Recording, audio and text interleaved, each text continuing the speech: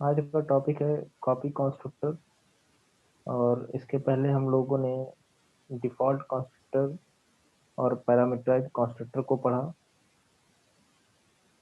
Default constructor को एक बार हम फिर से रिकॉल करते हैं। डिफॉल्ट कंस्ट्रक्टर ऐसे कंस्ट्रक्टर होते हैं जो कि अपने पैरेंथेसिस में किसी प्रकार के आर्गुमेंट को कंटेन नहीं करते, जबकि आर्गुमेंटेड अथवा पैरामीटराइज्ड कंस्ट्रक्टर ऐसे कंस्ट्रक्टर होते हैं जो कि अपने पैरेंथेसिस के अंदर किसी न किसी प्रकार के आर्गुमेंट को कंटेन करते हैं। और कॉपी कंस्ट्रक्टर क्या होता है? जब किसी कंस्ट्रक्टर को सॉरी जब किसी कंस्ट्रक्टर के थ्रू किसी ऑब्जेक्ट को एज ए रेफरेंस पास किया जाता है। फिर से समझिएगा।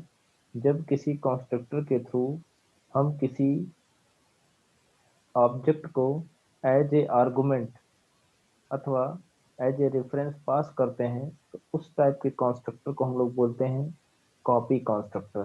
फिर से समझिएगा। आर्गुमेंट के तौर पे हम किसी वेरिएबल को नहीं भेजेंगे या किसी आर्गुमेंट को नहीं भेजेंगे, बल्कि आर्गुमेंट के तौर पे हम किसी ऑब्जेक्ट को अगर किसी कंस्ट्रक्टर के थ्रू पास करते हैं तो उस टाइप के कंस्ट्रक्टर को बोला जाता है कॉपी कंस्ट्रक्टर। और इसको हम लोग समझेंगे एक एग्जांपल से। जैसे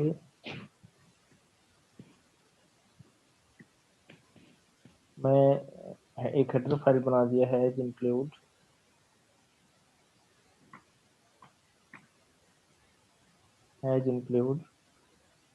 iostream डॉट एच। एक और हेडर फाइल बना देता हूँ एज इंक्लूड conio डॉट एच। एक मैं कंस्ट्रक्टर बनाता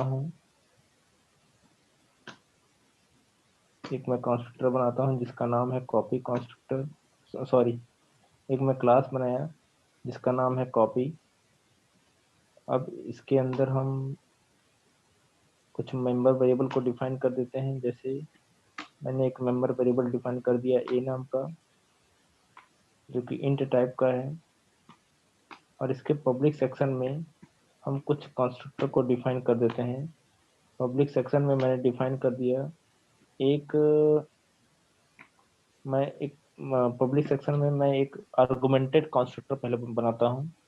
आर्गुमेंटेड कंस्ट्रक्टर होगा तो आपको पता होगा कि इस तरीके से हमको कोई न कोई आर्गुमेंट कंस्ट्रक्टर के पैरेंथेसिस में पास करना पड़ता है। जब और ये भी तो मैंने आपको बताया है कि जब किसी कंस्ट्रक्टर के थ्रू जब किसी कंस्ट्रक्टर के पैरेंथेसिस में हम किसी प्रकार के आर्गुमेंट को पास करते हैं तो उसे कहा जाता है आर्गुमेंटेड कंस्ट्रक्टर। और मैं यहाँ पे करता क्या हूँ, ए को मैं दे देता हूँ एक्स की वैल्यू। अब इसके बाद हम बनाएंगे एक कॉपी कंस्ट्रक्टर। कॉपी कंस्ट्रक्टर में केस में क्या होगा कि हमारा जो कंस्ट्रक्टर होगा वो किसी ऑब्जेक्ट के रेफरेंस को स्टोर करेगा, है ना। किसी ऑब्जेक्ट के रेफरेंस को स्टोर करने के लिए हमको एक ऑब्जेक्ट हमको यहाँ पर डिफाइन करना पड़ेगा। सॉरी, एक रेफरेंस वेरिएबल क्रिएट करना पड़ेगा। रेफरेंस वेरिएबल कहने का मतलब ये हो गया कि जब भी किसी रेफरेंस वेरिएबल को हम डिफाइन करते हैं तो उसके लिए हमको एड्रेस ऑफ ऑपरेटर का यूज करना होता है। ध्यान दीजिएगा। एड्रेस ऑफ ऑपरेटर मतलब मैंने एक यहाँ पे रेफरेंस वेरिएबल दे दिया, कुछ भी देते हैं बी नाम का। यहाँ देखिए, बी एक प्रकार का रेफरेंस वेरिएबल है जो करेगा क्या, जो ऑब्जेक्ट हम पास करेंगे उसके रेफरेंस को ये m%b क्या करेगा, स्टोर करेगा। ये इसको बोला जाएगा reference variable. C plus plus के अंदर जब कभी किसी वेरिएबल को एड्रेस ऑफ ऑपरेटर के साथ हम यहाँ पे यूज करेंगे तो उसे रेफरेंस वेरिएबल के नाम से जाना जाएगा। और रेफरेंस वेरिएबल एक तरीके से आप कह सकते हो कि जिस जिस तरीके से पॉइंटर वेरिएबल होता था कि पॉइंटर वेरिएबल हम का यूज करते हुए हम किसी दूसरे वेरिएबल के लोकेशन को पॉइंट कराते थे। कैसे? उसका एड्रेस स्टोर करवा के। लेकिन यहाँ पे ये एड्रेस को स्टोर नहीं करे, कह सकते हैं कि जो ऑब्जेक्ट होगा उसके रेफरेंस को स्टोर करेगा।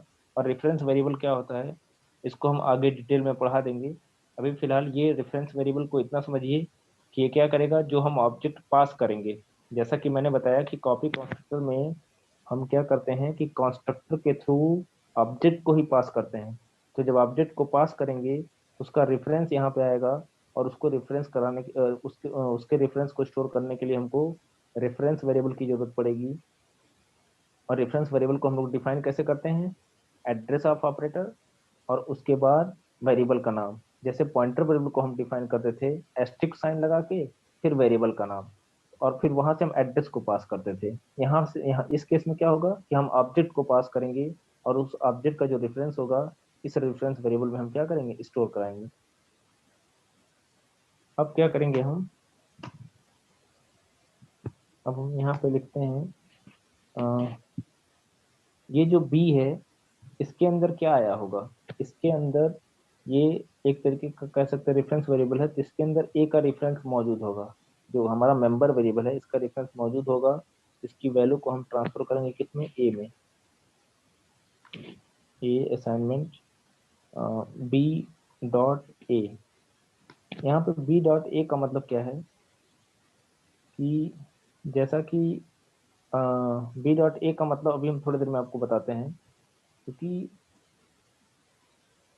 बी जो है ये ऑब्जेक्ट के रेफरेंस को स्टोर कर रहा है, और जो एक ऑब्जेक्ट होता है उसके अंदर जो मेंबर वेरिएबल होता है और जो कंस्ट्रक्टर या मेंबर फंक्शन होते हैं, वो ऑब्जेक्ट क्या करता है, उसको बाइंड करके रखता है। जैसे अभी हम आपको एग्जांपल से बताते हैं इसको।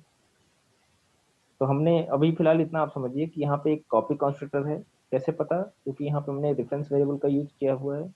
और यहाँ पे हम क्या करेंगे, यहाँ पे हम ये रेफरेंस वेरिएबल क्या करेगा, ऑब्जेक्ट के रेफरेंस को स्टोर करेगा। अब हम इसको देख लेते हैं। ये हमारा हो गया,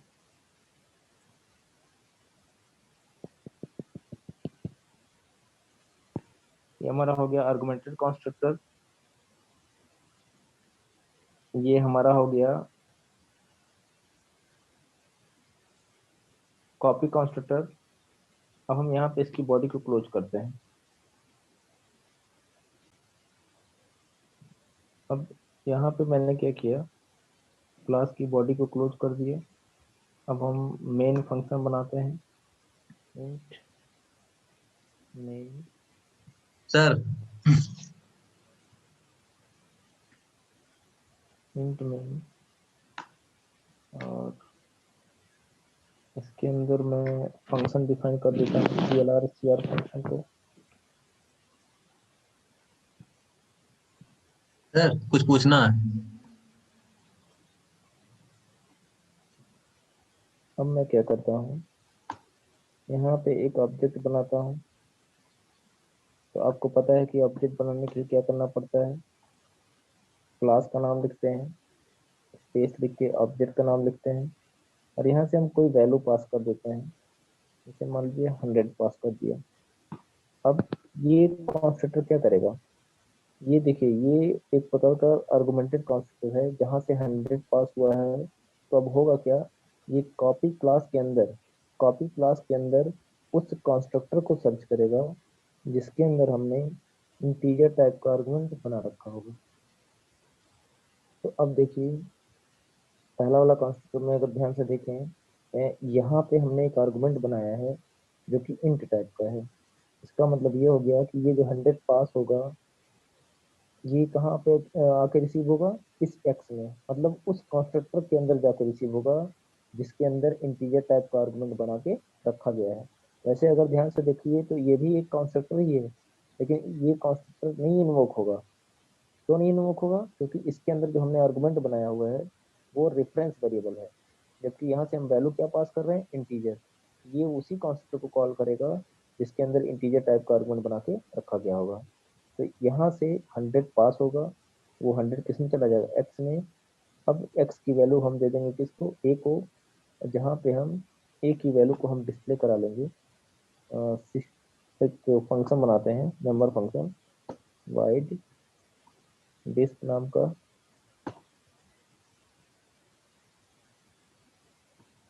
जहाँ पे हम करते क्या है, सी आउट का यूज करते हुए हम ए की वैल्यू को डिस्प्ले कराते हैं। ए इक्वल टू ए की वैल्यू डबल कोट्स के अंदर /n।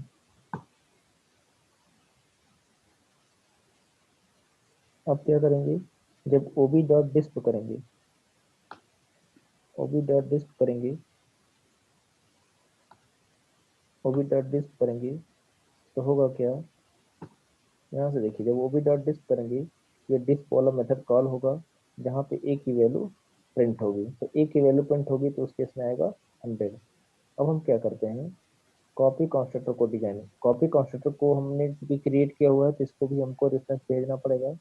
इसके लिए मैं क्या करता हूँ, मैंने आपसे क्या बताया कि जब किसी कंस्ट्रक्टर के थ्रू किसी ऑब्जेक्ट को ही एज ए रेफरेंस पास किया जाता है। अब यहाँ पे देखिए, हम OB1 के थ्रू, OB1 के थ्रू कोई वैल्यू, वैल्यू के रूप में हम ऑब्जेक्ट को ही भेजेंगे।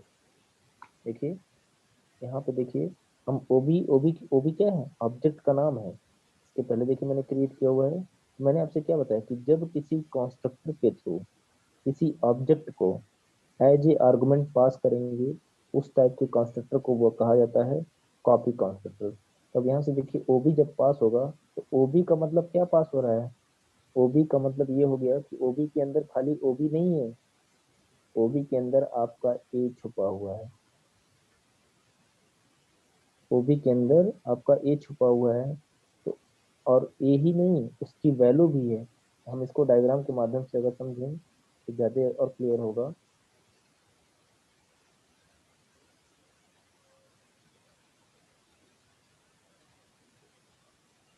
आप जो ओबी भेज रहे हो उसको इस तरीके से ट्रीट करिए, तो मान लीजिए आपका ओबी ऑब्जेक्ट है, ओबी ऑब्जेक्ट है तो इसको मैंने पास किया है, लेकिन इसके अंदर है क्या, जो आपने रेफरेंस वेरिएबल बना रखा है ए इक्वल टू 100 है। ओबी पास करने का मतलब ये हो गया कि ओबी पास करने का मतलब ये हो गया कि ये वैल्यू भी यहाँ से क्या हो गई, पास हो गई, ए इक्वल टू 100, ये साथ साथ गया है। इसका मतलब ये क्या हुआ, इसका मतलब ये हुआ कि जब यहाँ से ओबी को पास किया गया तो ए की वैल्यू 100 उसके साथ साथ चली गई, और यहाँ पे हमने जो ऑब्जेक्ट पास किया था ओबी को, उसको हमने इस रेफरेंस वेरिएबल में हमने क्या कर लिया, स्टोर कर लिया। अब क्या होगा, अब जब बी डॉट ए का मतलब क्या हो गया, ये जो ए है ना, आपको पता होगा कि किसी भी क्लास के मेंबर वेरिएबल को हम उसी क्लास के ऑब्जेक्ट से एक्सेस कर सकते हैं। तो देखिए, बी का रेफरेंस किसके पास था, एक और हमने रेफरेंस वेरिएबल बनाया है बी नाम का। अब जिस लोकेशन को ओबी पॉइंट कर रहा था, जिस लोकेशन को, उसी लोकेशन को अगर ध्यान से देखिए, उसी के रेफरेंस को तो बी भी कंटेन किया हुआ है। मतलब ओबी ओबी का रेफरेंस किस में भेजा गया था, बी में। रेफरेंस भेजने का मतलब ये हो गया कि अब अगर ओबी अभी इस लोकेशन को पॉइंट कर रहा है, जैसे पॉइंटर होता था, उसी तरीके से बी भी इसी रेफरेंस को क्या कर रहा है, पॉइंट कर रहा है। तो अगर हम, जो हमारा कॉपी क्लास है, उसके मेंबर को एक्सेस करना चाहते हैं, मतलब ए को एक्सेस करना चाहते हैं, तो या तो हम ओबी डॉट ए लिखें, या तो हम बी डॉट ए लिखें, दोनों का मतलब सेम ही है। क्योंकि ओबी का रेफरेंस ओबी का रेफरेंस हमने बी के लिए, ओबी का रेफरेंस हमने बी को बना रखा है, इसलिए जब कभी हम इस ए को एक्सेस करेंगे तो हमको उसके लिए जो ओबी का रेफरेंस है, यानी बी, बी डॉट ए हमको लिखना पड़ेगा। बी डॉट ए का मतलब इसी वैल्यू की बात हो रही है, ए इक्वल टू 100, इसीलिए यहाँ पे मैंने बी डॉट ए लिखा हुआ है, बी डॉट ए। और बी डॉट ए का मतलब 100, 100 किस में चला गया, इंस्टेंस वेरिएबल में। फिर हम क्या करेंगे, फिर से जब हम OB1 डॉट पेस्ट करेंगे तो होगा क्या, जैसा कि मैंने बताया कि इस ए के अंदर क्या आया था, इस ए के अंदर वापस 100 आ गया। फिर से सी आउट करेंगे तो फिर से ए की वैल्यू डिस्प्ले होगी। इस तरीके से हम कॉपी कंस्ट्रक्टर को हम क्रिएट कर सकते हैं। लास्ट में हम लिखेंगे गेट सी एच रिटर्न 0। इस तरीके से हम कॉपी कंस्ट्रक्टर को समझ सकते हैं। इसका प्रैक्टिकल इम्प्लीमेंटेशन अगर देखना चाहते हैं, देखिए यहाँ पे हमने बना के रखा हुआ है पहले से। इसको हम रन करा के देखते हैं। यहाँ पे देखिए, जैसा कि मैंने आपको पहले बता रखा है, यहाँ पे मैंने एक आर्गुमेंट कंस्ट्रक्टर बनाया हुआ है, यहाँ पे मैंने एक कॉपी कंस्ट्रक्टर बनाया हुआ है, जहाँ पे हमने क्या कर दिया, एक रेफरेंस वेरिएबल क्रिएट किया हुआ है। एक्स डॉट ए का मतलब इसके अंदर जो ओबी का रेफरेंस है, उसके अंदर जो ए वेरिएबल है उसकी वैल्यू इसमें कॉपी हो जाएगी। फिर ओबी डॉट डिस्प करेंगे तो यहाँ पे ये डाटा डिस्प्ले हो जाएगा। फिर ओबी वन डॉट डिस्प करेंगे तो फिर से वही वैल्यू डिस्प्ले हो जाएगी। अब इसको हम क्या करते हैं, रन करा के देखते हैं।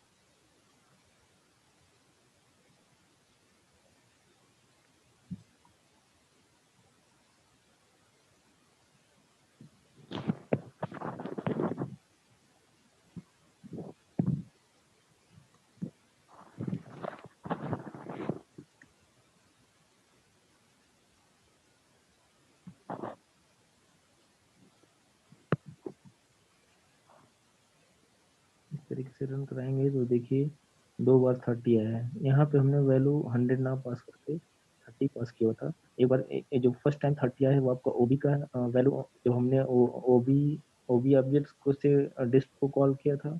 दूसरी बार जो एज इक्वल टू 30 आया है वहां पे हमने ओबी वन डॉट डिस्प किया था। इस तरीके से देख सकते हैं, यहाँ पे हमने वैल्यू 30 पास किया हुआ है यहाँ पे। इस वजह से 30 आ रहा है। आप 100 कर दोगे तो 100 आ जाएगा। वैसे ही सेम एग्जांपल है, बस वैल्यू चेंज हो गई।